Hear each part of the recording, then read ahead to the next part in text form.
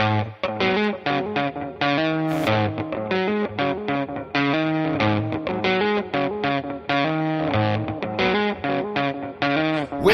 to the Dirty Sports Podcast. I said welcome to the Dirty Sports Podcast with Andy Ruther and Joe Prano. Welcome to the Dirty Sports Podcast. Welcome to shit. Andy, shit. Fuck, you were looking at me like, what's this guy doing right as the show's starting? And then you're double hitting buttons and whatever. Let's try that again. Welcome to the Dirty Sports Podcast. I'm your host, Andy Ruther, coming to you live from Cincinnati, Ohio, with my co-host from Port Hueneme, California, Joey No Chill Prano. Hello, Andy.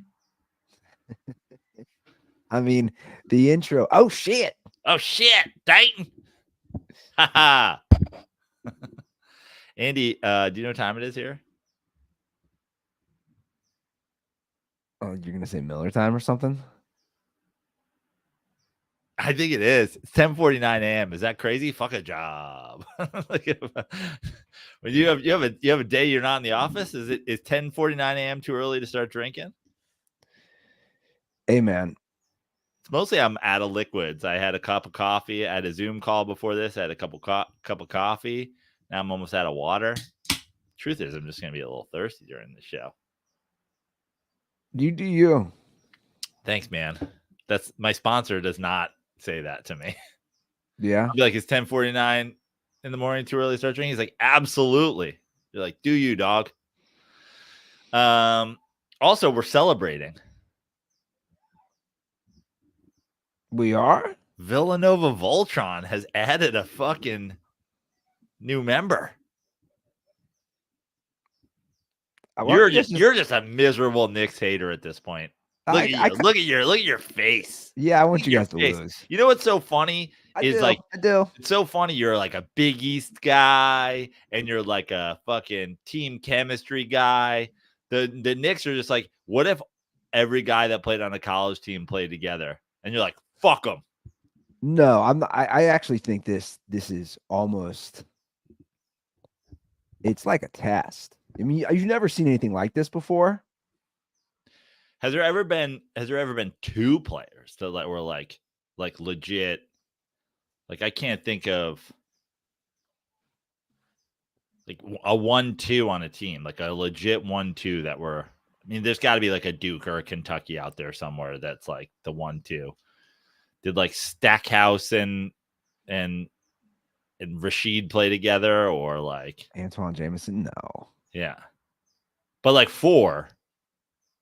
What the fuck are we talking about?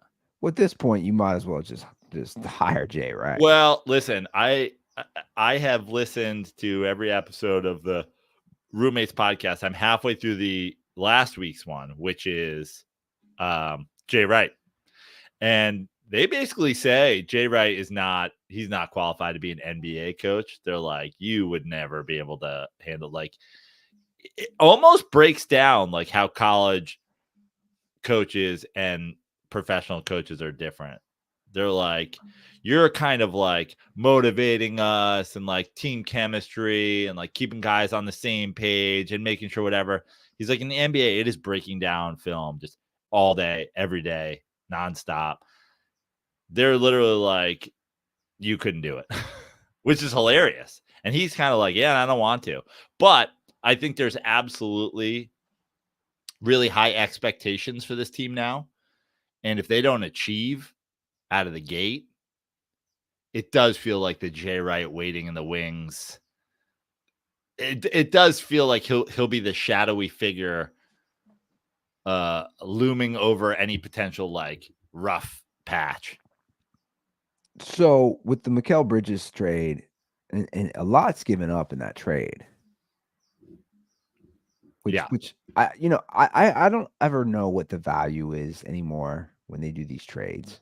Yeah. It's right. So, I mean, the Nets are just stockpiling draft picks where I mean, so the Knicks give up what? 4 unprotected first rounders. Yeah. We'll see Yeah. the Knicks. I mean, as far as the unprotected portion of it go, obviously the Knicks are counting on them being good, counting on themselves being good. So really, what are they? Yeah, so the unprotected are 2025, 2027, 2029, and You can't trade 2031. back-to-back years. Yeah. I would just like to say from like, do I like the trade or not? Is like, I like it for both teams. I think it's a great trade for both teams. I think the Knicks overpaid because they wanted a guy from the Nets, and the Nets were just straight up not going to give a guy to the New York Knicks and not make them overpay. So the Knicks overpaid because they had a guy they want. The whole world knew they wanted him because of the Villanova situation. And the Knicks and Nets haven't done a trade in 40 years.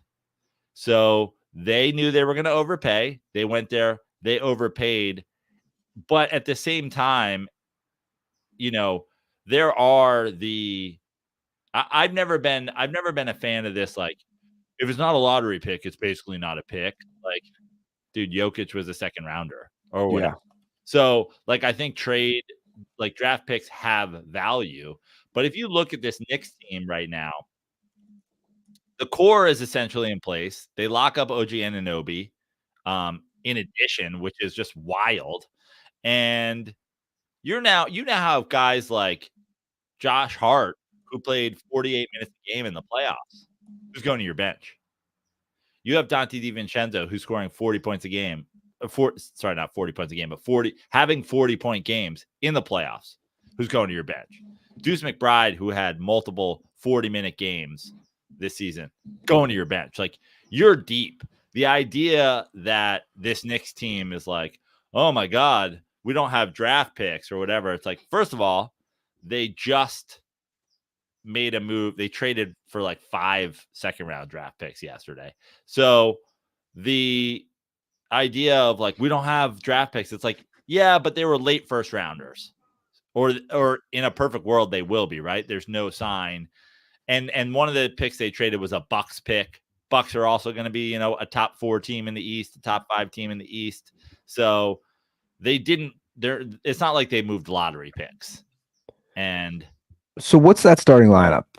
What's the Knicks starting lineup right now? Brunson, Bridges, OG Anunoby, Julius Randle, and Isaiah Hartenstein, if they can re-sign him, which I would say they probably won't, but they are making really savvy financial. The reason they traded out of the first round is like, they don't want you have to guarantee a certain amount of contract to first rounders that you draft, and they're freeing up money to try to sign him. I think the way he played for the Knicks last year, somebody's going to offer him a dumb amount of money that he'll probably take. But I think the Knicks can offer him 17 a year for 4 years, or Mitchell Robinson at the 5.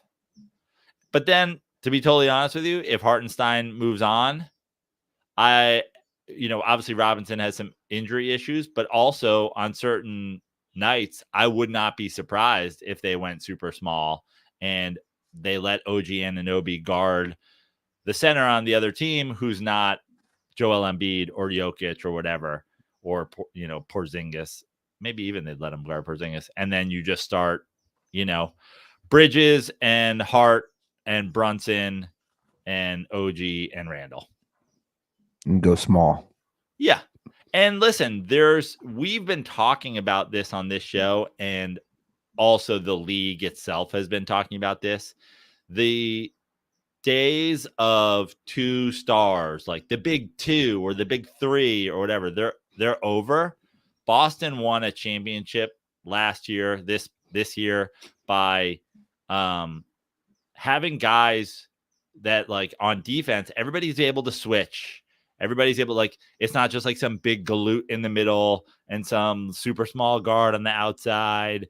And big galoot. When is the last time I heard someone say that? Yeah, the big galoot. And then really, like, the thing about the Knicks starting lineup is Brunson is not a good defensive player, but everybody else and Randall's like a middle of the road defensive player. But if you're starting Mitchell Robinson, Bridges, and OG Anunoby with a guy like Josh Hart coming off your bench, you're going to be a pretty good like Mikal Bridges is a good wing defender. He's big. He can score. This is like from both sides to me. If you're the Nets and you're punting and you're just stockpiling draft picks, also draft picks, you're stockpiling so many draft picks that you can then spin around and trade those draft picks. It's a great move for the Nets to get an overpay, even if they are late first rounders. And it's a great move for the Knicks because this is the day and age that we live in the NBA. It's if you're right there, you got to go for it. Yeah. And we talked about the Pacers and the Sixers and, everybody wanted me to take an L and blah, blah, blah. And I said prior to free agency, prior to the draft, which is like not including this. But at this point, and Pacers fans and Sixers fans I don't even want to say get fucked because like I just won't even there's no responding to you. It would be delusional for you guys to like insinuate that the East this year is any team besides the Knicks and the Celtics. Mark it down, guys. Mark it down. Mark it down. Like the Knicks are better on paper and in real life than the Bucks, and the Knicks have already improved to be better. Like the Sixers fans and the Pacers fans who are like, we're going to get OG Anunoby. Like your big play this year. You guys thought you were better than the Knicks, but your big play was we need one of the Knicks. Not only did you not get him, we kept him. Not only did we keep him, we also signed a fucking crazy good two-way guard who played college basketball with the three other quote unquote like leaders on this team.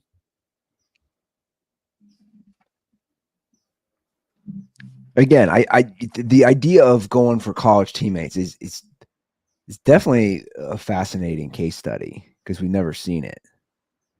We were just talking about it though, like the 2-star role, the 3-star role. Now, like your team just has to be deep, and everybody has to. There's no more like Birdman and fucking Chris Bosh, LeBron, Wade, Birdman, and like man, whoever the fuck and Mike Miller or whatever. Like those. That's the hide Mario Chalmers. Yeah, the hide this guy fucking thing isn't gonna work anymore. Where did I just lose you to? Did you lose me there for a second? No, I didn't lose Okay. you. Yeah, well, that's the same way with those Bulls teams, right? It was what kind of talk about big galoot? What type of Luke Longley or Bill Wennington or and Will even Purdue? in the point guard role, I mean, Ron Harper the second go around with something, but like Hodges and Paxton and Kerr and like all the guys, like it was like you got to be able to shoot a little bit, but really you got to be able to stay out of Michael Jordan's way and be able to take a punch from him in practice. And then it's Jordan, Pippen, to a lesser extent Grant and Rodman, and then a big galoot. Yeah. And those days are over. You have to be switchable. Everybody's got to be able to score. Everybody's got to be able to defend to some degree. And this is the way we're going. I mean, the league is just getting more and more talented, and therefore teams are just getting more and more deep. And so it's a great move by the Knicks to get deep, get long on the wing, and get guys who like and want to play together, including Anunoby, who obviously, since he joined the Knicks last year, now obviously he's dealt with injuries, but the Knicks have not lost 2 games in a row with OG Anunoby on the floor. Have they done an Obi? I know I've said this before. Have they done an Obi Anunoby Star Wars theme? Anunoby. How's it pronounced? Anunoby. Which is funny because we had Obi Toppin last year. I know. And he wore number 1 because he was Obi-Wan. Well, they got to do a Star Wars bobblehead theme night. Yeah. That's what I suggest. He just signed for what? Over 200? Yes, 212 for 5 years. So I think it's 40 something, 45 and change or whatever. To put a damn ball through a hoop. What a time to be alive if you can play basketball. Yeah. Right? But I was listening to Simmons briefly on my drive home yesterday. And the other thing about this Knicks situation is it's almost like the NFL having a starting quarterback on a rookie deal. Right now, until Brunson re-signs or until Brunson is extended and until Mikal Bridges is extended, those guys together are getting paid less than who the fuck did he say? Bradley Beal. Combined.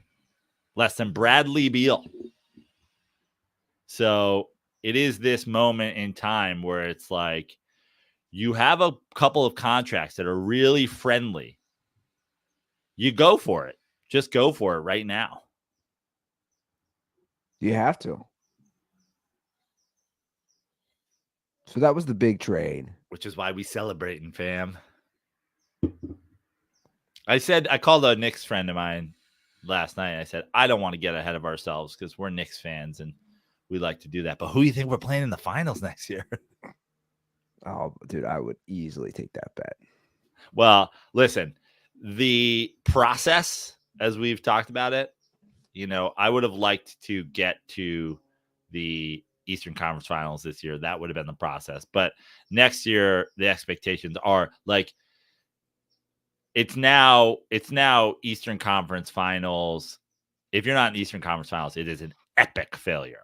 That's the expectations now.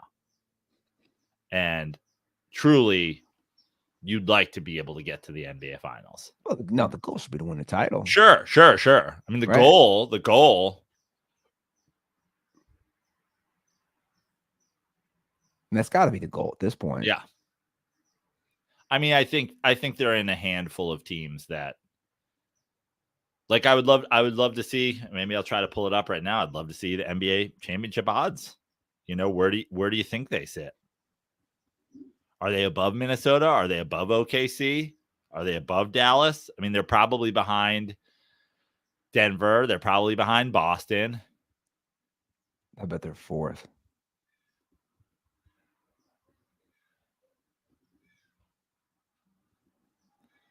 These things are usually pretty well. You're wrong because they're third. Behind who? Boston and Denver. That's correct. They're above Oklahoma City, according to FanDuel. The Knicks are 8.5 to 1. Thunder are 9 to 1. Timberwolves are 9.5 to 1. Well, Joe, the last time you had expectations this high for one of your team was the Mets, and they've been a fucking shitstorm. Wildly different. I'm just saying. Also, not since Grimace. Shitstorm. Did they just sweep the Yankees in a I did enjoy seeing the guy dressed as Grimace chugging beers during the rain delay. I mean, look, you're gonna get me back to baseball. Grimace might do it. We've been trying to, Andy. It's funny because it's like your weird joy in seeing me suffer. I feel like is the only thing.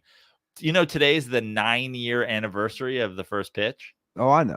I have been like, it has been teed up for you for 9 years to make your move over to a Mets fan. Like we've tried to welcome you.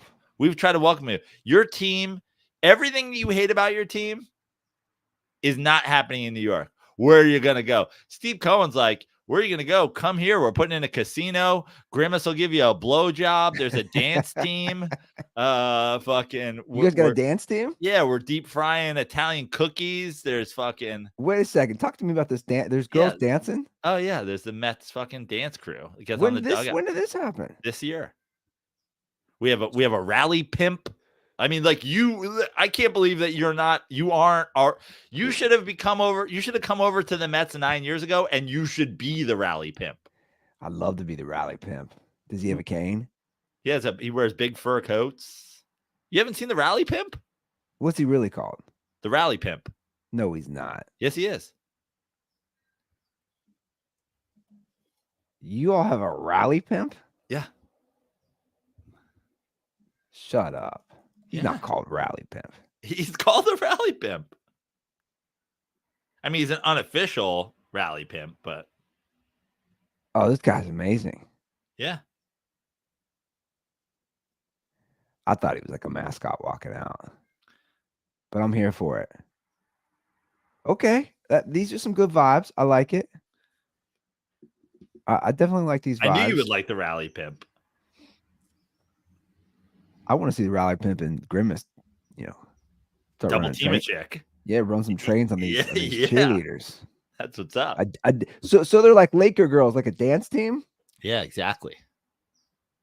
So he's invoking a little Jerry Bust with the Lakers. We'll see. What are you sending me? Oh, you were with the Rally Pimp. Yeah, that's right. I can see the cocaine on his nose. This is I know. amazing. When was this? This was the last time I was home. I was in like I got my tickets via the Mets. So I was in like the little like club area and there was the Rally Pimp. And I went up to him and I was like, this must be awesome, man. You just get free tickets. And out of nowhere comes his mom. And she's like, he doesn't get free tickets. These are our season tickets. We pay for him to be here every day. I was like, the Rally Pimp travels with his mom? That's more fascinating. That's very fascinating pimp culture. So how old do you think the Rally? He looks young. Yeah, he's in his 20s, late 20s, maybe mid 20s. You think the Rally Pimp works? You think he's got a job? Probably not anymore. I think he's like big on TikTok now. And, he's an influencer. He's a Rally Pimp. He's at every goddamn game. He's at every game. He's at just about every home game.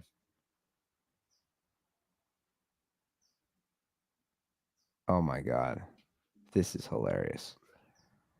Mets writer bemoans problematic imagery after Rally Pimp sparks winning stretch. Why is everything problematic? Because fucking no, we're not allowed to have fun. There's nothing problematic about this guy at all. Look at this guy. It's like, do we pimps smack their girls? Do we really need to like have a pimp? Can't he just be like the rally, whatever? And I'm like, shut the fuck up. No, I would argue Rally Pimp's one of the coolest things I've seen in baseball. Yeah. We did get a call, and I'll be honest, it's just I can't play it. We got a call from Ski Dog, he's all coked out. No, Dirtball Jim, who was in London. And he left 2 calls, and I'll just be like, I try to listen. It's not good quality. Like it's you know what I'm saying? But he was saying that I'm over here on the Vodafone network, mate. he's not British. But that's how his call comes through because it's running through their shitty telephone system. But he was saying that over here on the Bono Vox 5G, mate. That it was a pretty well-run series. He said, I gotta give Major League Baseball credit for once. They actually did a good job. Good for them. They can figure out 2 games a year outside of the United States.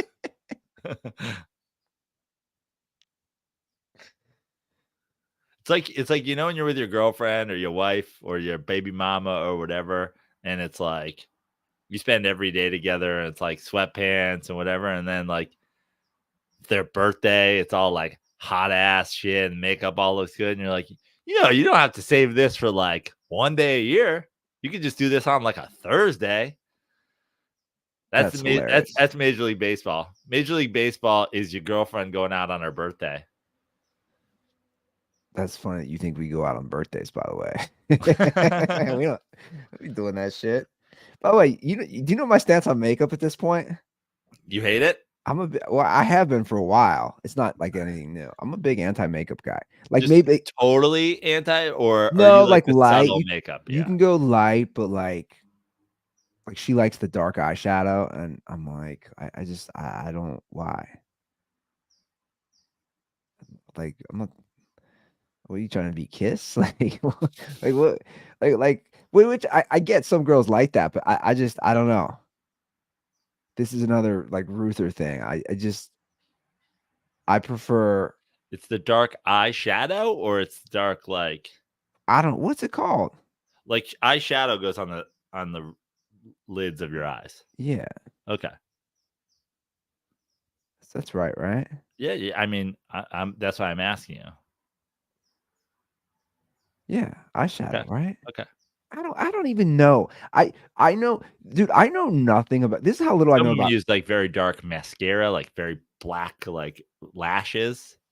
Yeah, maybe there's that too. I don't know. I don't understand women. Did you see the video going viral where the woman goes around? It's another man on the street. It's pretty funny actually. And she just asked dudes, what do women do with their tampons when they have to pee and they're on their period? And I'm watching this going, I've never thought about this. What do they do? They just take it out. Nothing. It comes out a different hole, buddy. That's what they do. They do nothing. I thought it did, but see, I wasn't even sure. You just verified that. That's how little I know about women. Do you think your baby was pushed through a piss hole? No. Well, she Okay, was good. she was a C-section first. Okay, yeah. So, but yeah, I don't understand the inner workings of a woman. Even though I have to change a diaper. Well, you know what? Girls don't understand the inner workings of a man either. My girlfriend very recently was like, is it painful all day just to be sitting on your balls? And I was like, excuse me? She's like, you're just like, when you'll sit in a chair, you're just like on your balls all day. And I was like, are you drunk? I was like, do you think my balls are like under my asshole? She's like, well, that's like where they like sit. I'm like, that's where they sit when you're like standing up, kind of, but they're still like forward. Like I was like, no, I showed. I was like, my balls are right here, and she's like, what? I was like, see that lump? That's my ball sack, bitch. Like, you think my balls just press up against my asshole all day? She's like, I don't know. I was like, you're dumb. Well, again, touche. I don't even know how they pee when they're have a tampon in. So it's like I don't know. Like, I get yelled at because if I do bath, you didn't clean her down there well enough. And I'm like, I don't even know what's going on down here. And it's a baby. Like, I don't know. What do you mean clean her well enough? I don't know the rules with adults and kids and naked. Yeah, like what, like, and also Andy, like, why is Isla in a bathing suit? I don't know the rules with kids and adults and naked. yeah. I mean, I don't know the rules. I know if she was a little boy and had a little ding-a-ling, it's pretty easy to clean. I mean, come on. But it's funny you bring up the balls thing because Brittany recently to me was like looking, I was naked and she's like, I just don't understand. Like sometimes the balls can hang so low and sometimes they rise. I'm like, yeah, it depends on temperature. Yeah. And a lot of other factors. Like, it's not that crazy of a thought. Oh, if I'm cold, they're rising up and they're small little balls. If I'm been running or something, I get out, like they're gonna be sagging low. How did we get here? I don't know. We went from the pimp. My girlfriend was also like, she was like, what's like with the sensitivity? Like, and I was like the other day, she like laying in bed, she like I don't want to say flicked, but like smacked the side of my dick, and she was like, "Oh, that didn't like ruin your life." And I was like, "Yeah, it's not it's not the dick shaft that's really. I mean, it's sensitive, but it's not like." I go, what we're talking about is the balls here. You don't want to get hit in the ball. The balls are they're little robin's eggs. Like we're not like don't fuck with the balls. I was like, also the penis tip is pretty sensitive too. Like I wouldn't go smacking that around. Yeah, But she was like, oh, I just thought like the whole area, guys are always like in movies, like guys get hit. I was like, that's them get hit in the balls. Like your dick can take a little bit of a pounding if you needed to, but your balls is very. Oh very yeah. I mean, sensitive. I could slap my dick on this desk right now. And it's like exactly. Like. But whatever. Meanwhile, if you hit my balls with a feather duster, I'm gonna vomit. So the draft was last night. Yeah. France. A very France draft. Oui. France taking 3 of the top 6 picks. Yeah. And then 4 in the first round. I like the way you pronounce France. Like you're like one of the coneheads. We come from France.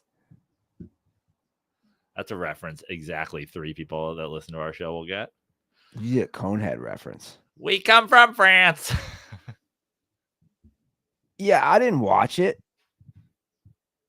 I did learn something interesting last night. Shout out to Michael Majid. And I thought, hey, all along when he was playing at Duke, I was like, could they be related? Did you know the Filipowski kid from Duke is Josh Filipowski's first cousin? No. It's his first cousin. Wow. Yeah. Wow. It's his uncle's kid. Because then Majid sent me a post that Josh had posted. And he's like, yeah, dude, that's his first cousin. And he got picked already, right? I don't think he got picked. Oh, wow. Because Majid was already trying to coin it the Filipowski curse. Oh, wow. Because he posted it, I think on like Instagram or something. I don't know. I'll be honest. I didn't look. And he was like, there was only 10 guys, I think, invited to the green room. He was one of them. Yeah. And I don't think he was picked. So that sucks. But maybe I'm wrong. Should I pull up the draft? I have no clue. I mean, you didn't watch it. Like watching the draft is just, it's kind of weird, right? Are we still doing that? Yeah. I don't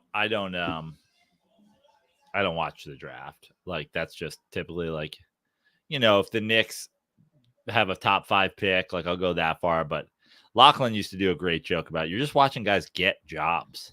Yeah, it was a great bit. But yeah, it's like even the idea, some people like to watch the NFL draft or the NBA draft because they like, the 5 minutes they give between picks where they like do a deep dive on the guy and tell you everything you need to know. It's like, whatever. It's like, dude, I'll figure out if this guy's good or not when I watch him play basketball in the NBA. Well, that's the same way I feel about the NFL. Yeah. I feel the exact same way. It's like, I don't know how this. And I'm not doing fantasy. So it's like, it's not like I got to like sleeper pick. Also, again, in this day and age in the NBA, we just talked about how the NBA has drastically changed. Some years, obviously, there's guys who are like franchise changers, but those are less and less every year.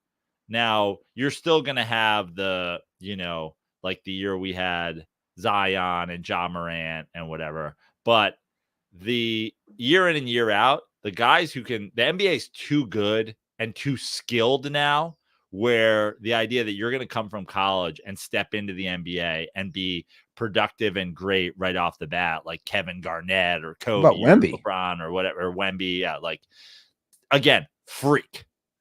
Absolute fucking freak. The idea that you're going to come into the NBA and be effective, it used to be like 5 guys in every draft would come in and be the best players on the top 5 teams in the lottery. And now it's just the adjustment between college and the NBA is way greater than it used to be, especially because of all these European guys who are playing fucking professional basketball other places. And then they get here. It's like, they're not coming from college. True.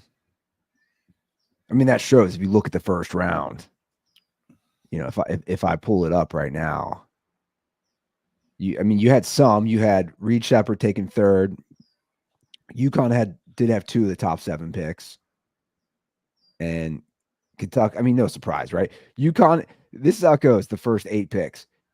UConn France, and then Kentucky has 2 of the top 8 in UConn, and then you got a G leaguer in there.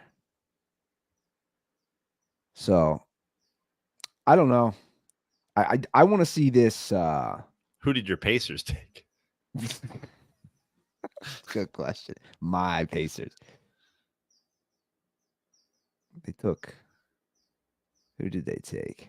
It's unbelievable. Now, just to be a hater toward me, really, it's not a hater. You just talk too much shit. Really, the only team that you can root for now, if you want to like be my opposition, is Boston. It's like, are you about to become a Boston fan? I would never ever root for Boston. I don't think the Pacers had a 1st round pick. Am I missing something? I don't know. By the way, Ryan Klatt is going to come on in about 7 minutes to talk hockey. Great. Wrap up the Stanley Cup Final. No, there's a lot of people very upset that we didn't talk enough about the Stanley Cup Final. Well, epic. You know, they're up. We were talking about 3-1. They're up 3-0. Yeah. So when he comes on, I don't know. He's just staring at me, my dog. So when he comes on, I'm gonna have to pop out for a second because And you'll let Roscoe out. not just let him out. I gotta watch him because he's eating shit now. Poor guy. He's anemic. He mulched this morning and he vomited it up. Oh yeah, my dog's Bob the fucking ghost idiot dog fucking eats grass all the time and then vomits. I'm like, what are you doing? Yeah, but this is just because his red blood cells are so low. So like his body's telling him, yeah, on top of everything else he's got. Your house is a house of health horrors. Oh, dude. It's just like diarrhea and ear infections and fucking anemic dogs. Like what is going on there? And his kidneys are failing. Wow. I'm sorry. I don't mean to make fun of Roscoe. No, it's all right. Hey, but Ruther curse. But you Ruther curse the guy's kidneys. She's like, I was fine until I met you. Well, it is true. I thought about that today. I was like, God damn, everybody getting sick here all the time and the diseases and you guys got black mold in the wall or something? I mean, I'm fine. I just got a physical. And your girl's okay? Yeah, for the most part. I think we're good. I got a bad cold now, but that comes with the territory. I want to show this girl though. This 16-year-old Chinese girl. Speaking of the NBA draft. It's unbelievable. She's really 16. Look at this. Yeah. You say she's 7, from 7'2" to 7'5". Look at this girl. Crazy. It's crazy. I got a theory on her. Not even a theory. I'm 100% convinced she was made in a lab. Look at this. Oh, that's an interesting theory, and it would explain some things. But I think that the actual theory that they're going with is that when she was a teenager, she ate a bat in a wet market, and then she just grew to a gigantic size. So that's the theory we're going with. I'm gonna stick with my she was made in a lab. I mean, Look at this. There's precedent, obviously, with gigantic basketball players out of China. And I told you this before the show. I didn't know you. I'm surprised you didn't know this, but Yao Ming's parents were both on the Chinese national basketball team and, probably fucked in one of those like Olympic beds or whatever. I'm sure while having Chinese Communist Party machine guns pointed at them and we're like, you will fuck and you will have a huge baby and we will finally beat the Americans. And then, of course, because Yao Ming grew up surrounded by basketball culture, all he wanted to do was be Shaquille O'Neal. He wanted to be Shaq or be black. So he immediately came to America and pretended China didn't exist. He was like 5 years into being here. Yo, it's great playing for the Rockets. And you're like, is that you? But I would not be surprised if she was not made in a lab, that she is literally the product of forced breeding. Oh, something's going on. 16. She caused me to then start Googling like the tallest women in the world. It's going to be weird when she comes to the NBA and Angel Reese has to get on a stepladder to stab her in the neck. And then they're like, why are you making it about race? Like, I don't know. The WNBA. Because she just stabbed her in the neck. Yeah. I mean, but you know what? Like, I'm gonna pull the clip up again. Her skills are pretty weak. Like, dude, I'm just gonna like dunk the fucking ball. What is this shit? At all. Look at this. She's not even jumping. She's not even jumping. Why would she though? Also, don't waste your time. Seems like a real big waste of energy to jump when the girl that's guarding you is 4'7". Dude, those girls playing against her, they're teenagers and they're Asian and they're girls. I mean, it's wild. It'd be like me dunking on my 1-year-old daughter. That's kind of the equivalent. What's amazing is just imagine the locker room. There's a 7'2" lab created giant girl in there. And then there's just like 12 other Asian teenage girls who are like, oh, Miss Kitty. Fucking, they all put on like Miss Kitty backpacks and like listening to K-pop. Oh yeah. The anime's strong in that locker room. Imagine how big her tampon is. Jesus Christ. What are we talking about? Tampons? Oh, tampon's a fucking baseball bat. What's the tallest woman that's ever been? She's got to be right there. Tallest woman ever. Of course, Chinese too. According to the Guinness Book of World Records, Zhang Jilin. Look at you. Do you know I've been taking Mandarin classes? Is that true? No. But I pronounced Zhang Jilin better than I pronounced basic English words. Also, I can't even. I don't even want to guess how it's actually pronounced and what you fucking said. I said it with such confidence. Yeah, you're like Zhang Jilin. Meanwhile, you're like sounding out OG Anunoby. You're like Obi-Wan Kenoji. What the fuck's this guy's name? She's 8'1". She only lasted 18 years. She was in China, 1964 to 1982. Although some say I'm not even gonna pronounce it. This one, really? Martha. This girl. Oh, that's her middle name. Oh, come on. We can't record it. This is a nickname. This is Trinity Keever. They're claiming she was 8'5" in the 1600s. In the 1600s? Yeah. Okay. We're gonna call bullshit. Okay. Yeah, Looks like that's Klatt is I think here. I asked him if he could hop on. I don't know. I don't want him barfing or shitting in my house. Okay. So, well, I mean, he's Canadian, but I don't think he's gonna do that. So long overdue. We're gonna bring on Ryan Klatt to talk a little Stanley Cup Final and the epic Game 7. Let's go, boys. Let's go. Hey, Ryan, I'm gonna pop out real quick and then I'm gonna rejoin. All right, sounds good. How's it going? What's up, Klatt man? All the railway I'm gods the Klatt man. Whoa. I thought I lost you there for a second because Andy I'm left. still here. And then my computer failed. Oh, now I'm back. Shit. You're good. Okay, I was just gonna say the railway gods were with us today. I didn't think I was gonna be able to make it on today, but super quick day, just an absolutely useless day on the railway today. Okay, what does that look like? You just like hop on and hop off? We got on our locomotives, and we're scheduled to go to this one mine that's outside, a potash mine that's just outside of Saskatoon. Excuse me, what mine? Potash? You're familiar? I'm not.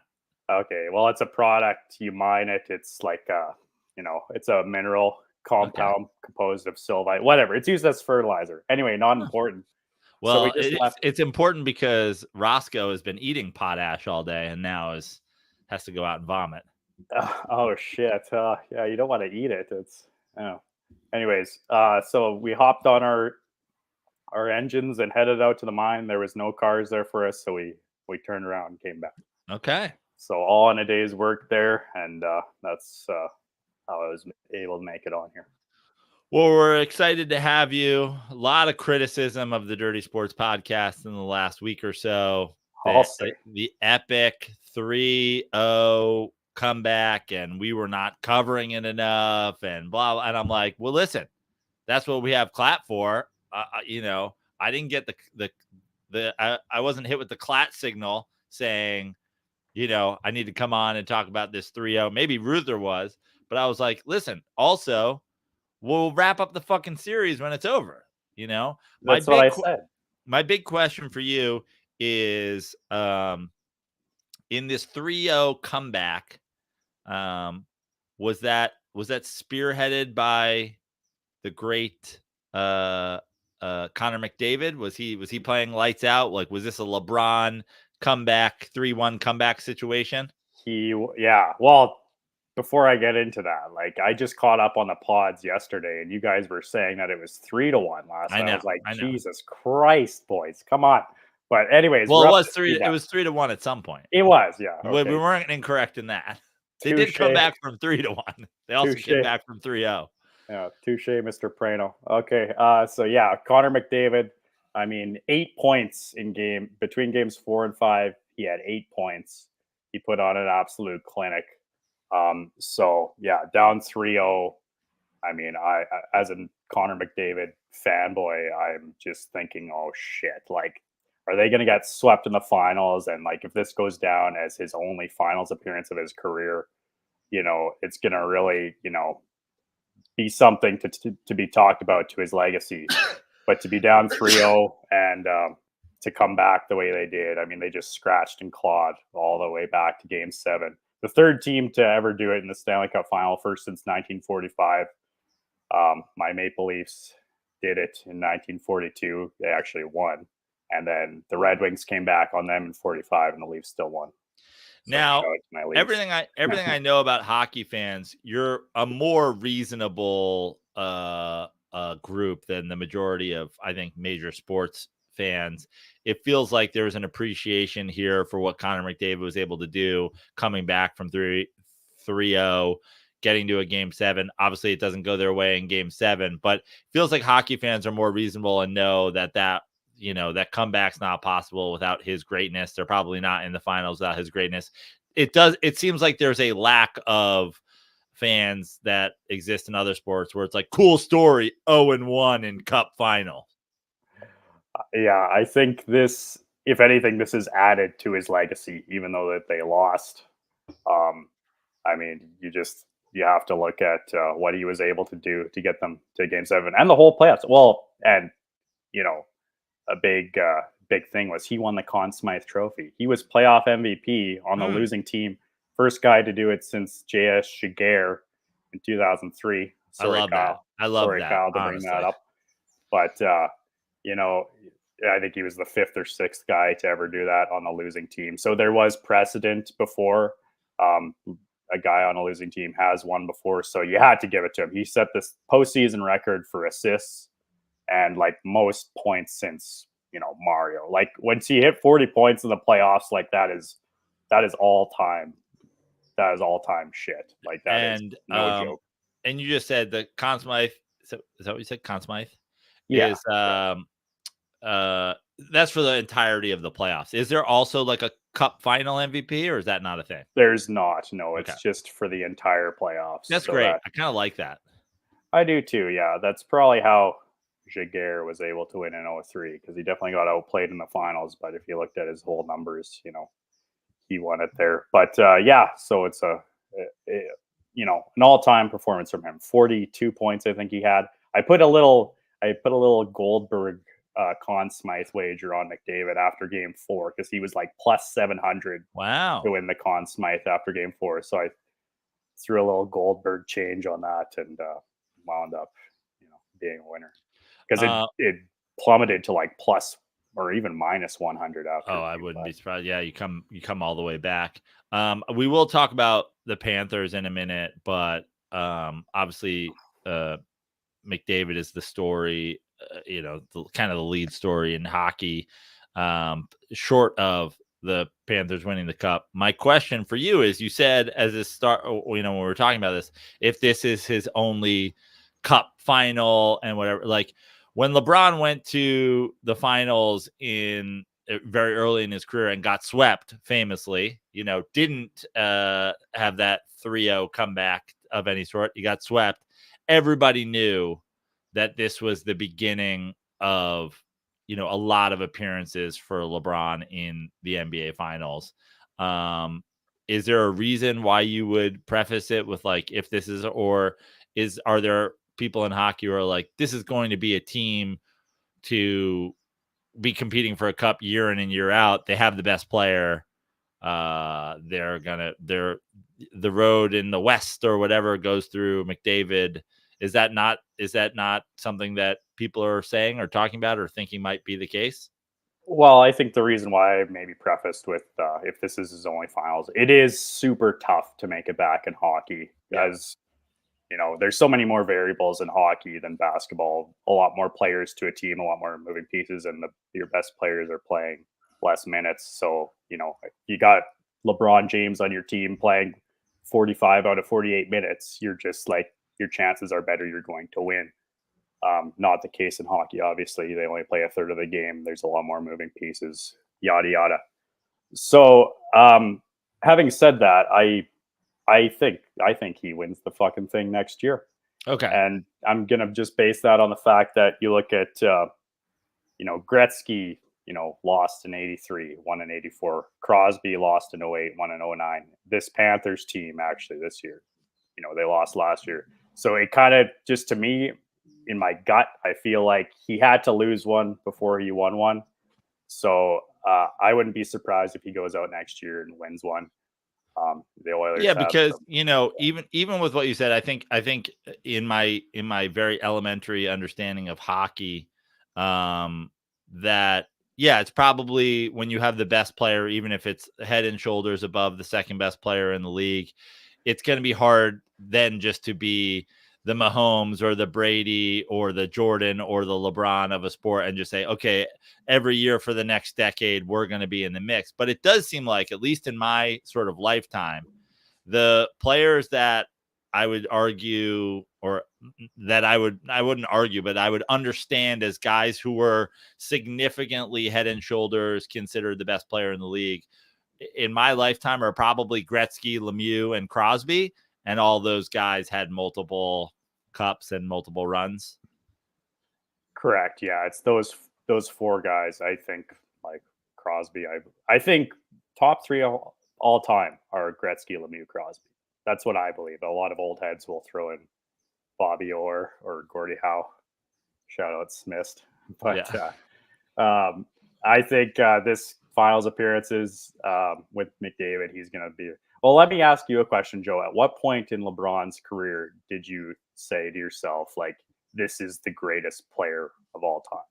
When did you think that? Yeah, to me, it was during the Heat, during the Heat run, when he went over to the Heat, and when he escaped Cleveland, and it just became apparent that if he wasn't on a team that's actively run terribly, that he's going to be there every single year, that he's going to appear in the finals, which ended up being I was like, oh, he'll make 6 of the next 10 finals. It's like, no, it was 8 fucking straight.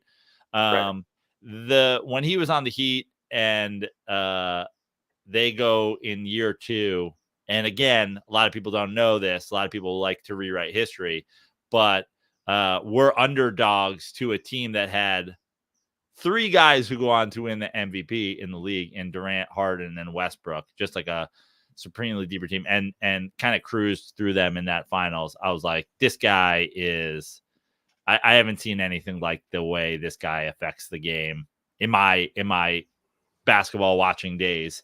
And I'm assuming before my basketball watching days, Bob Cousy wasn't doing it. So that was when I decided. It was probably 2012. Right. The first run, the first title, you already decided? Well, because he had already been there, which we talked about while you were gone. He had already been there. He had already dragged a team to the finals that had no business being in the finals. Yeah. And then he, in the first, everybody's like, oh, the Heat. And it's like, we've seen a lot of super teams in a lot of sports be built, and they didn't immediately go to the final, or in some form or another. So when he goes there and he immediately goes, and obviously the Mavs series is probably the single blemish on his entire NBA career. But again, I think that's one of the most underrated sports teams in the history of sports. That the next year they go back and they win. I was like, what are we talking about here? This guy, There's no sign of it. Like, he's going to be here next year, and he's going to be here. Like, when he did 5, 6, 7, it's like, he's maybe talking about the Heat, but he was also just talking about himself, I think. Right.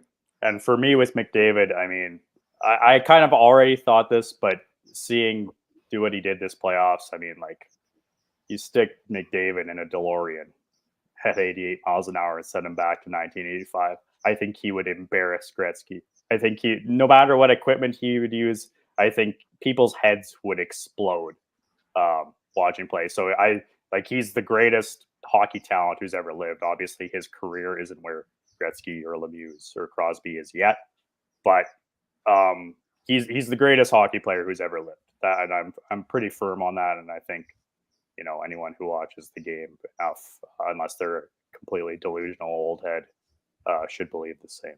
What about this? We got a comment here about McDavid. 0 points in the last 2 games. Yeah, I mean he was contained. I don't think he disappeared. The Panthers. I mean, Game 7. If we want to go into that, Game 7, the Panthers just played they put on a clinic defensively. They kind of snapped out of it. First 3 games, the Panthers played pretty good. I mean, Game 1, Oilers played great, and they just got goalied. Game 2 and Game 3, Panthers dominated them. And then they kind of lost their way a bit, kind of doing a little bit of puck watching, pretty sloppy. And Edmonton was just all over them, Games 4 through 6. And then Game 7, they snapped out of it and just played exceptional team defense. And, I mean, Alex Barkov, the Panthers captain, one of the best two-way forwards in the league. He was on McDavid all game. I think McDavid being matched up against him the whole series, I think after 7 games, coming back down from 3-0, it wore down on him. I think he was maybe a bit out of gas. He's still controlling play when he has the puck. He just wasn't able to create those chances because his time and space is being taken away so effectively by Barkov and the whole Panthers team. They just played so well defensively in that Game 7. So let's talk about this Panthers team. Congrats, I guess, to the 5 sports fans that exist in Florida. Hope that you guys enjoy this. Sorry that Jimmy Buffett passed away. What's the future of the Panthers? Is this team a wagon for years to come? Yeah, fucking wagon. I think you asked me this last year. You asked me, could you see this Panthers team being a contender for years to come? I don't even remember what I said. Because they were in the final last year. Yeah, they lost in 5 games in the final last year. Now, me as a Leafs fan, the Panthers are in my division. So I want to say that, I think these guys are going to be like a Kansas City Royals, go to a finals and lose and then come back and win. And then they kind of just, go off into the sunset. And that was the team you had to pick? Love it. Oh, shit. Yeah. I forgot about Love it. Oh, okay. Sorry, Joe. But 9 years ago today is when I fucking was the original Rally Pimp and got out on the original Grimace. Shut the fuck up. Was that 9 years ago today? 9 years ago today. 9 years ago today. I remember it like it was yesterday. I took my Grimace-like purple hog out to the mound and changed the course. Got them all the way to the World Series, only to lose to your aforementioned Royals. Where are you at 9 years ago today, Ryan? What's going on? I was living in Drayton Valley, Alberta, working in the oil patch. It was a summer job when I was working on my engineering degree.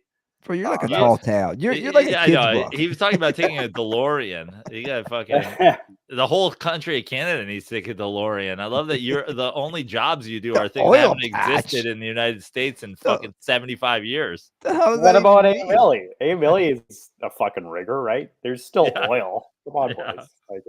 Yeah, I had an oil patch job, summer job. That's where I remember watching Prano pitch from a mine.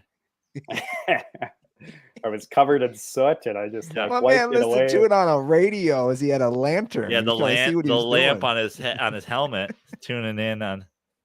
Yeah, but that was past life. I got an engineering degree and then just let it all behind me. So on to better things on the railway now, I guess. Well, anyways, to get back to the hockey, I was looking because I was curious. I guess, it did really well. I see this headline from Deadline Hollywood. Game 7 was the most watched NHL game in 20 years. Is that right? In 20 years. So people were tuning in, man. Well, I mean, a team coming back from 3-0, there was a ton of intrigue on that. That's the storyline. That's what the NHL really needed, because obviously the NBA, from 3-1. And from 3-1. Yeah, that's right. Andy, you were gone. I was giving you guys shit about not knowing that it was 3-0, saying it was 3-1, but Joe said it was 3-1 at one point. So, well, full disclosure, I was not one of those people that watched Game 7. I was like, I'm going to, and then forgot about it. Shocker. Yeah. I watched part of it in a bar. It was, you went in, stopped in, had a beer and a cheeseburger, and it was on, and I was watching. I think I watched the first 2 periods, and then as they went into the second intermission, I was like, I gotta hit the road.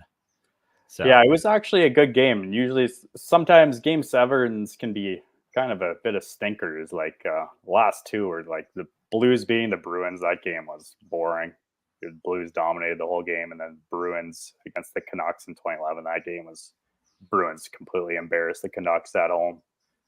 This one was good. It was a close game. It was 1-1 for a while, and then Sam Reinhart got what wound up being the game-winning goal, and pretty nice snipe from him, short side. And then there was some mad scrambles in front of the net. The last 5 minutes or so, there was one particular chance where McDavid kind of got Bobrovsky out of position, and then Hyman was right there, and fucking just the Panthers were able to stick lift him at the last second. He had a wide open net, couldn't get it done. And I'll shout out Kyle Aronofsky. He said in the chat that the Panthers might have won the cup right there, and he wound up being right. So it was a good game. It was really good. That's what you want, a game, go into a game 7, and for your game 7 to be good. So good for the league. Well, it's as a guy who wanted, I think many people want to see a Canadian team win. It's kind of a bummer because of all teams, let's say they lose to Ruther was like, if it wasn't my Bruins, I hope it's a Canadian team. No, I was gonna or say his Blue Jackets. Yeah, his Blue Jackets. You hate that they lose to a Florida team. Yeah, like a team around Miami. Again, like Joe said, it's just terrible fans down in the Miami area, and it's. I'm sure Mark Anthony was celebrating in the streets. Well, they seem to have fans now. Mr. Worldwide. I want to see Pitbull work. I want to see Pitbull working in an oil pit. I want to see Pitbull work Conn Smythe into his next jam. Oh man, he was unstoppable for a while though, wasn't he? From 2010 to 2014, you couldn't hear Mr. Worldwide without Mr. I can't name one Pitbull song. You know what? He really was all over the place, and you could even go before 2010. I'd probably Blanco. Remember Blanco, Ruther? Oh my god! Look at the people who that was a weird era too. It was like, imagine being who are the biggest stars in the world right now? It'd be like, I don't know, probably Pitbull, Katy Perry, and you're like, what fucking existence is this? Yeah, that was my high school days. It was fucking Kesha and LMFAO, Party Rock Anthem. That was the biggest song of my senior year of high school, and that's kind of a fucking dark mark on that year, right?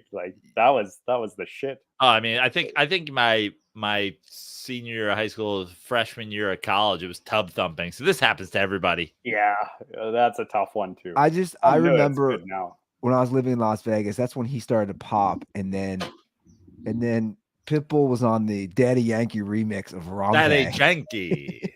Daddy Yankee. And all the kids I taught, they were all into the reggaeton, and I was like, what is all this? But I've never Pitbull, man. I couldn't do it. And I get into some bad music. I'll jam out some bad music. Even that Kesha song. If that Kesha song comes on, I'm like, oh, this is catchy. I'll listen to that Kesha song. Timber with Pitbull. Which one? Timber was the one that her and Pitbull. That's right. But I was talking about her first big hit when she's she changed the lyrics because of Diddy. When she's like, wake up in the morning and feeling like Diddy, which I think she changed the lyrics recently. Oh, did she? I didn't know. I saw something in the news about that. Why, this is why I love when you come on. We're talking about Kesha and Pitbull now. Yeah, we're off the rails. So what do we do in the off season? Like talk to me about hockey off season versus. Well, there's a couple other things I wanted to talk about actually besides it. So congrats to the Panthers. Well done. So the Hockey Hall of Fame announced their 2024 class yesterday. So a couple names you guys might know or might not. Pavel Datsyuk, Detroit Red Wings, probably don't know him. Never heard of him. Insanely skilled, great defensive forward, one of multiple Selke trophies as the best defensive forward, and Silky Mitts, great player, well deserved. Jeremy Roenick, Yeah, sure. long time. Why was this guy not in the Hall of Fame before? People have been clamoring for it for quite a while for him to get in. No Stanley Cups, no major individual awards. Great career numbers, and there are guys in the Hall of Fame with worse numbers than him. So he's been a name that's come up year after year after year. Like, why isn't Jeremy Roenick in? So he finally gets in. Shea Weber. I don't know if you guys have heard of him. Nope. The first year he's eligible. I'm starting to think, unless there's other guys on this list like Jeremy Roenick who appeared in NHLPA 94 that were not getting in until today. I might not know anybody else on the list. There's no other Tony Amonte. No, no Tony Amonte this year. Do you know Alex McGillney though? Yeah. So he's not in, but he. Every fucking year we do this. It's like, why is Alex McGillney not in? Every single hockey fan, he should be in. And then there was a couple women like Natalie Darwitz, Chrissy Wendell Pohl. Couldn't tell you what they did, but congrats to them. And then a couple builders as well. So that's the class for this year. And what are builders? Like executives. Oh, okay, got it. Right. I was like Bob. Yeah, there's a deep underground. And Bob's getting in. he's bulldozing his way into the Hall of Fame. So there was that I want to bring up, and I want to shout out Alex McGillney. He should be in next year, as well as Chris Osgood, I believe, should be in next year. And then Chris Osgood, a goalie, yeah. And I never really was too high on him getting in until last year. They let in Mike Vernon and Tom Barrasso. And if you were to compare Chris Osgood's numbers to Mike Vernon's, I mean, Chris Osgood's are just insanely better. Did Osgood play for the Red Wings? He did, yeah. Let's fucking go! Yeah. Joe is on the ball today. Yeah, multiple cup winner, tons of all-time wins. He's like top 5. No, maybe not top 5, but like top 10 in wins. Mike Vernon, like couple cups, a Conn Smythe, but way worse numbers than Chris Osgood. So anyways, wanted to touch on that, and the NHL draft is tomorrow. So, any standout prospects? Any like guys who are franchise changers? I'll just mention the guy who's going to go number 1 is Macklin Celebrini. He's going to go to the San Jose Sharks. He's not on the level of Connor Bedard, but he's far and away the best prospect this year. So good on the Sharks. Just a fucking hopeless, listless franchise right now after being so good for so long. And is he of Italian descent? Is that what's the name? He must. Okay.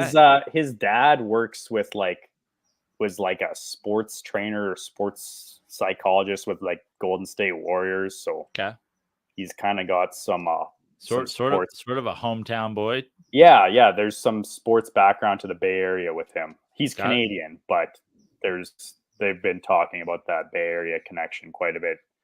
So San Jose winning the lottery kind of feels like destiny for him. So he's going to go number 1, and then after that, there's since you brought it up, just get a hockey question out of the way here. The Sharks felt like they were good for a while, but now I haven't heard the Sharks name in the mix. And San Jose, what a wild place to have a professional sports team, a hockey team. I remember very vividly when they went there. It was a huge deal, and it feels like it was it's always been a huge deal for people in that area. Is this a potential turnaround moment for the San Jose Sharks? Or I mean, we've talked about while Ruther was out how one player is hard to change anything, but is this a potential resurgence for San Jose? I think they're finally on the right track, getting a huge prospect going number 1. I mean, some drafts you win the lottery at number 1, and it's like, well, this is kind of a down year, but I think Macklin Celebrini is going to be a guy to get them back on track. Because like you mentioned, they were a great team for they were year after year after year. They were a contender from like 2005 to 2020. They were a contender year after year, and just couldn't quite get over the hump. They made it to the final in 2016, lost to Crosby's Penguins. But now they're kind of just trying to find their way. And yo, fool, we got Celebrini, fool. Time to go back to the fucking Shark Tank, dog. Yeah. You want to hear something? And I don't know if this was how it was with you, Joe, when you grew up. It's gonna be a feeding frenzy with Celebrini, dog. First Yo-Fool appearance on the hockey correspondent. Love it. Those Sharks unis, though, man, when they became a team, those were real popular when I was in grade school. Yeah, for sure. Like, I love teal as a color. Well, I mean, the marketing was brilliant. Think about it. I'm a kid in Cincinnati, Ohio, biting through the stick. Yeah, and there's kids showing up to school with San Jose Sharks starter jackets, and you're like, yeah, dog, starter was big back in the day, fool. But like, they got some sick unis, and just to be the Shark, the fact that there was no team that was a Shark yet. It was. I used to wear denim shorts with some high tops and my big ass Sharks jersey. I don't want to say Kevin Smith stole my whole style, but like he kind of stole my whole style, dog. Shout out to another Canadian, Kevin Smith. There is he? Is he Canadian? He's fucking just Jersey. Make that up. Wait, is he Jersey? Dude? What are you talking about? Kyle Aronofsky's head is he just painted his walls with his brain. His head just exploded. What's up with me lately? Just making claims that are completely false. Out of nowhere. Unbelievable. Did you think Mallrats took place in Ontario? He thought you guys tried to convert to metric not long ago, and you thought that Magic Johnson owned the Vancouver Grizzlies. It's always a Canadian. No, it's a weird Canadian thing. Ruther's got some weird made up Canada blind spot. Yeah. Unbelievable. Yeah. Well, Ryan, we're glad we could bring you on, and yeah, I'm glad it worked out. And hey, like, this is like the third straight year I've been on this. Like, if we need to, like, someone else wants to take the torch. Oh, damn, I just wanted to throw that out there. No, are you quitting on air? Yeah. No, I'm not quitting. Are you resigning? I'm just throwing that out there. Like, you guys mentioned there's been some hate for me. I haven't seen any of this hate. No, it was hate for us. Oh, hate for you. Yeah, it was hate for us that you hadn't been on. Actually, it was the hate. It was a hate that this hockey, a crazy hockey, comeback was happening, and we were just talking about Hawk 2 and Michael Jordan's sociopathic statistic hunting. Oh, I see. Yeah, I was like, well, geez, what could someone hate about me? Like, I've got such a charismatic voice. No, I saw only one. I saw one negative YouTube comment ever. Yeah. No, it's you're at like a 99.9%. Well, if I can suggest something though, like it has been like, especially this playoffs, it has been kind of tough to line up with me. Juggling work, juggling kids, and Joe's got his new gig now. Congrats, by the way, on that. Thanks, sir. Maybe we could have like an alternate for me if I ever can't make it on, and we need to talk. Like if there's like a, I think we'll just not talk hockey. It's fine. Oh yeah, or that. We're like, look, we're good. We love your contribution. We love, you take your time, you do it for free. We love all that, but yeah, we're not. I don't think, like, do we really need to go back to the old days? Well, I was gonna say, like, Kyle Aronofsky, a Hall of Fame dirtball, he could talk hockey. He knows puck, but like his Monday to Friday job might not allow it to come on here. But just a suggestion for like if. But other than that, it's been another good season, and I also wanted to quickly mention, like, in turn, because Andy loves his trains and stuff. I wanted to quickly throw out that I might later this year. I think I'm going to be going in for locomotive engineer training. So talk to me. What's that about? About to be the captain. I'm going to get sent to Winnipeg for a few weeks, and I'm going to learn how to drive a train, and then Winnipeg, the home of Tom Hanks, according to Andy. Birthplace of the great Tom Hanks. I thought Ryan, I saw a headline in the local paper here. They're talking about Amtrak's talking about. Well, I mean, I don't know if it was Amtrak, but it'd be Amtrak who you'd be riding, but building a track that would go all the way from New Orleans, I think, through like Nashville to Cincinnati, And I was like, of course, me, I was like, oh yeah, I'd ride the train down to New Orleans. And then I started reading the article, and they're like, well, we need to do studies on this. And if this actually happened, it would be for about 15 years. Like 15 years?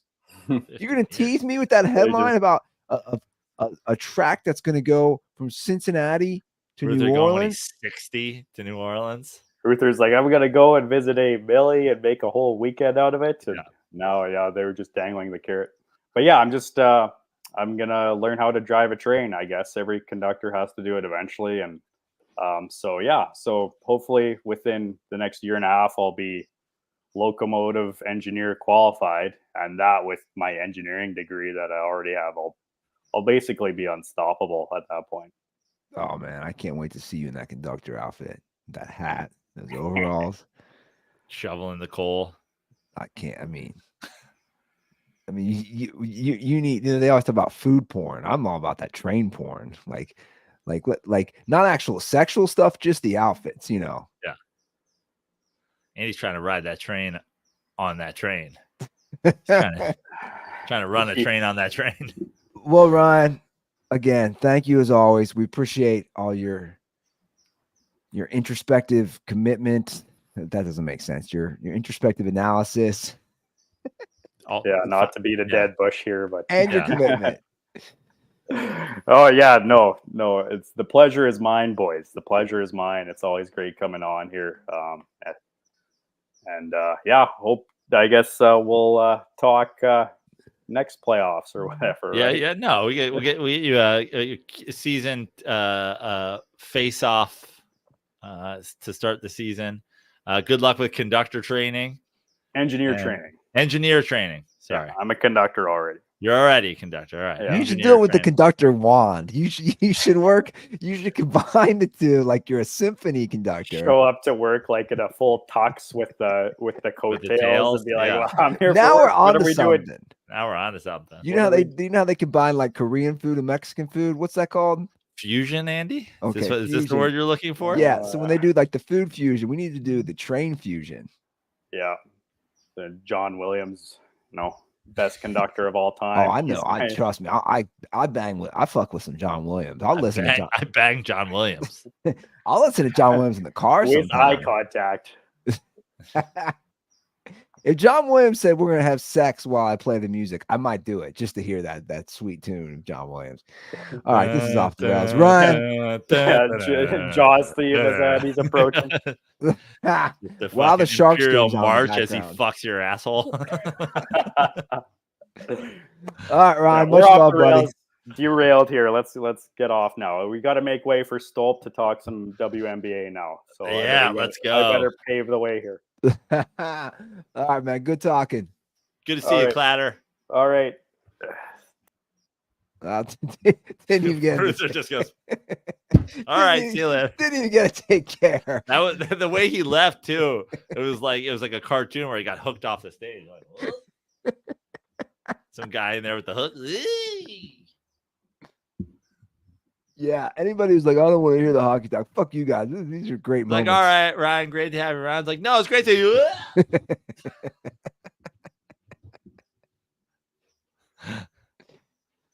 Did they do that at the Apollo for like the longest time? Yeah. No, the Apollo, they sweep you off. But they got to bring back Showtime at the Apollo. Yeah. I wonder when that ended.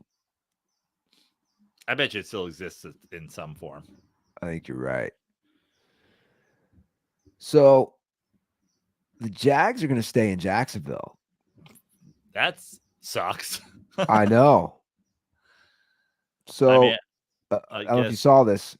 They approved between the city and the owners a $1.4 billion renovation, which, I mean, it was approved 14-1 in the city. So basically, after next season, they're going to start renovating, and they're both going to kind of split it, the cost. So, I mean, they're not, it's crazy. So they're not going anywhere, even though they play all these games away. So I don't know. I was a little surprised. Yeah. I mean, we've been looking at London. We've been looking at all these things. It's like it would have been great. Jacksonville doesn't need a fucking football team.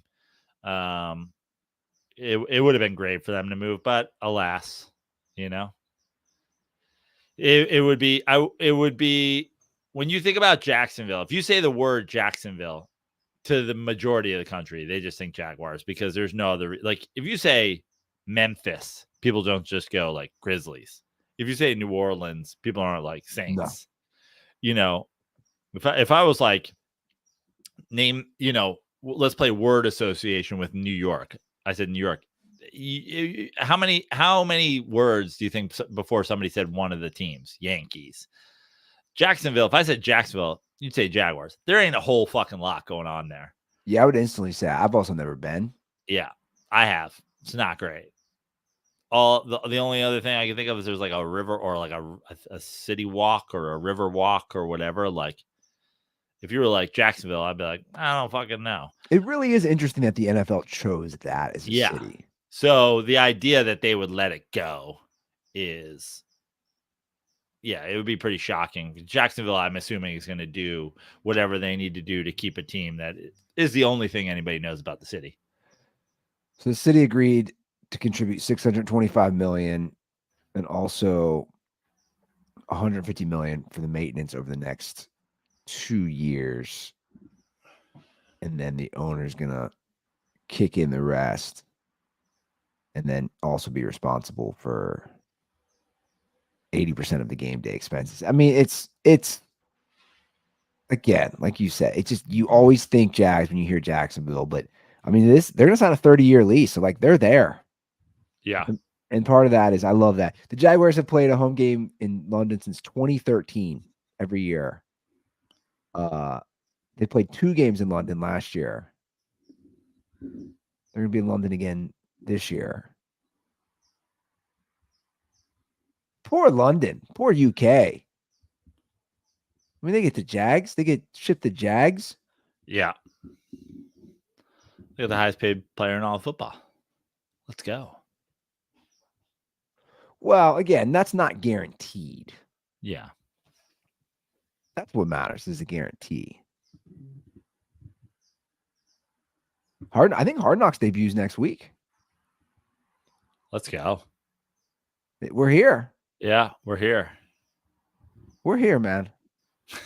I can't believe it. I just can't believe it. Really goes, we're here. I'm like, yeah, we're here. He goes, we're here, man. I'm just like, we are. Well, like it hit me. It hit me this week. I'm like, man, Hard Knocks next week. Who's Andy Ruther's team this year? Did we determine that yet? I don't know. You guys want me to pick a team. I don't know what this means. I think there's a lot of whack power rankings going on out there. Whack power rankings. Yeah, there's a lot of shitty power rankings. Okay. I think it's going to be very interesting. And I don't base like the offseason. I don't put as much into it. Like let's watch it play out for the first month.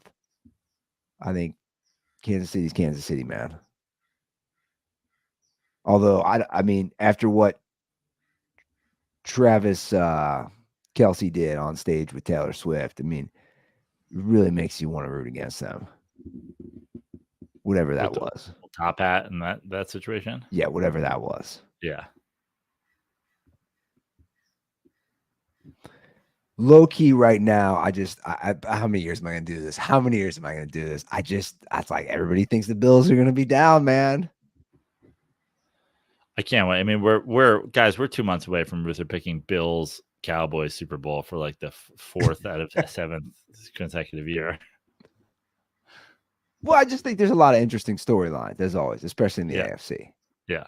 So,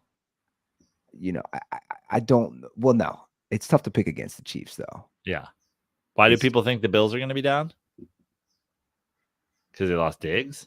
Big roster turnover, both sides of the ball. Yeah, I wouldn't be super worried about that if I was a Bills fan, to be totally honest with you. I think the Bills will be right there. I'll pick the Bills right now to win the East. Ooh, really? Yeah. And I didn't pick them to win the East last year, but I'll pick them to win the East this year. I think that the Dolphins have come and gone. if you ask me. The Aaron Rodgers Jets, like, what are we talking about here? They're and the Dolphins, real quick, they're about to pay him. Yeah. They're about to pay Hawk Tui. Yeah. Hawk Tua. Who wins the playoff game first? The Hawk Tua girl or Tua? Legit question, man. It's crazy. What was our call about? We had an interesting call. I was like, Prano's gonna love this. Great. Oh, it's about Michael Jordan. Oh boy. No, it just goes to what everything we say. It's from Smith. Love it. No surprise here. Give us a ring, guys. 310-359-8365. Whoa, damn. I got the hotline big today, son. Give that the hook. I'm supposed to make that thing crawl. It's not crawling today. It's like bam. It's like a fathead. Okay, so this is the Smith call about Michael Jordan based on last episode. What's up, boys? I'll make this quick. Two things. Number one, you talked about all of the lost footage or all of the lost everything with Michael Jordan. This actually directly affected me. Worked at a TV station, as you all know, in Wilmington, North Carolina, the home of one Michael Jordan. And when I first got here, was looking for high school video of Michael Jordan. Doesn't exist. There's none. None of the stations have any of it. You would think he didn't play that long ago. We have footage from the 1950s, 1960s, and no footage of Michael Jordan playing high school basketball. Amazing. Number two, with the Stanley Cup Final done, Sean McDonough, love him or hate him, but is there a better all-around play-by-play guy out there? He does hockey, he does basketball, he does baseball, he does absolutely everything, and I'll say he's a Syracuse Orange. The only other person that I can think is maybe Kenny Albert, son of Syracuse Orange, Marv Albert. Stay to your boys. Later. All right. Thanks for the oh shit. What's up, boys? I'll make this quick. Thanks for I'm struggling today. Thanks for the call. Okay. I don't know, McDonough. Can't weigh in. Sure, I think McDonough's really good. I mean, I should say I don't know him from doing hockey. Like I've never, I've heard him do hockey. Good at college football. Good at baseball. But let's talk about this Jordan footage. I mean, so I Googled it. So Smith leaves the call, and I just hop into YouTube and put in Michael Jordan high school basketball footage.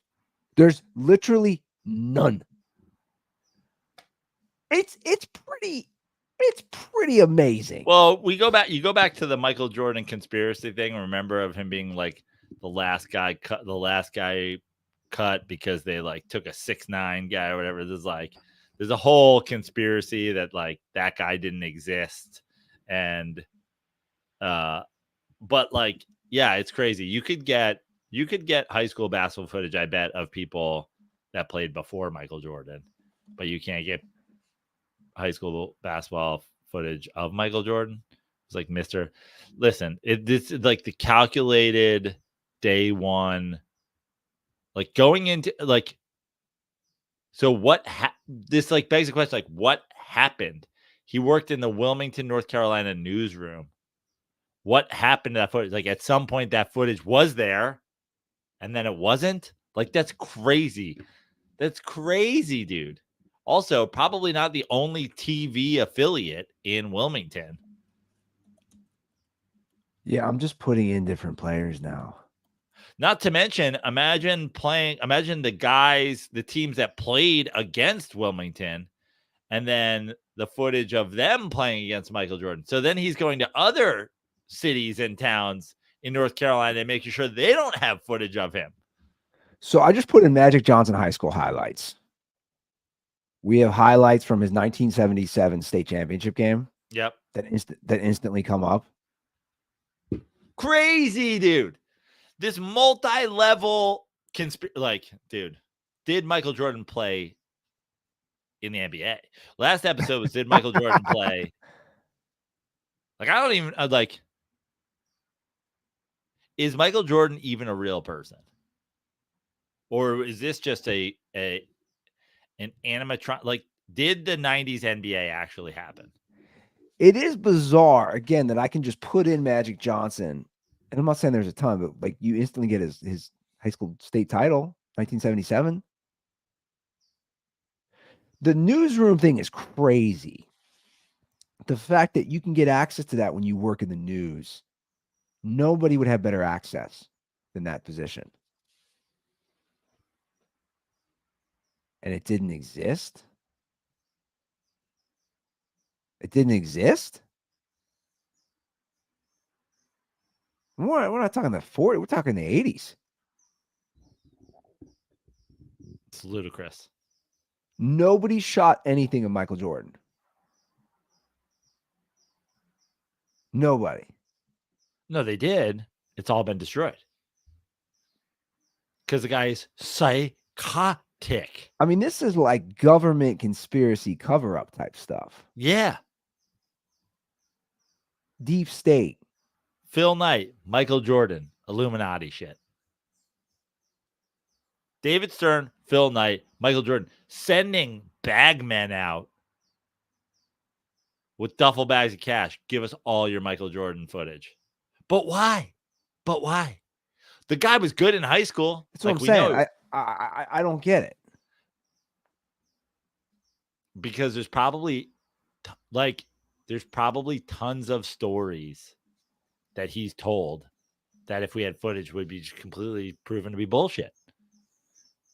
I think Michael Jordan went back and wiped the history of his career so that he could write the history of his career how he wanted it. Like, okay, there's an article. Like, I didn't play on my high school basketball team. I found something, by the way. Okay. I found a couple things. I found the McDonald's All-American game. I'm not counting that, though. Yeah. That's probably national TV. This says rare footage. Okay, so we got this one. Jesus Christ. Okay. So we got this one. I mean, it's 53 seconds. I mean, I'm gonna pull it up. Like, so you got this one. 53 seconds. Yeah. Looks like he's about to dunk. So that's Jordan. That's his one high school dunk. So he didn't delete that. They're just re-showing the dunk. And then I'm eating cereal. Like what are we doing here? So there's one dunk where he looks amazing. I mean, this is bizarre, Prano. Yeah, I know. This is bizarre. This is bizarre. I'm sure there's probably more out there. There's got to be. But, like, again, I can watch a full Magic Johnson game. Yeah. I can't watch a full Michael Jordan game. It's weird. I don't know, man. It just makes this conspiracy grow. It's all bizarre. 310-359-8365. Give us a ring. Let us know what you think. You can follow me at Joe Prano on all social media. You can see me live, joeprano.com for shows. Go to go to my link tree in my Instagram. I'm sorry. I gotta adjust this shit. Go to my link tree in my Instagram for dates to all my shows. I will be in Eugene, Oregon, July 11th. Eugene, Oregon again on July 12th, opening for Adam Carolla. I will be in real quick. You're going to be in Eugene. You will be near Phil Knight. Let's go. I will be in Poughkeepsie, New York, July 19th. I will be out in the Hamptons, Sagaponack, comedy at Pox.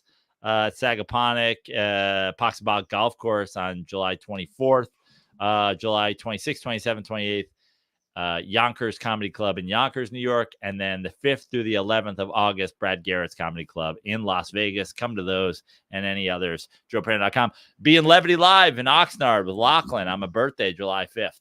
So come to that one. Cool. Next Friday, right? Yep. Yeah. Check Joe out, guys. And We'll come back like Jordan wearing the 4-5, as they say. Yeah. Cool. You guys can follow me at Andy Ruther on all social and check out the Andy Ruther Show where all podcasts are available, and trying to give somebody $100. Once we get to 100 reviews, somebody's gonna get a hundy in their Venmo. So everybody is in the pot for that if you leave a review. So check that out. All right, guys, that is today's show. Thanks for listening. Thanks for watching. We will be back on Monday. Have a great weekend. And as always, stay dirty.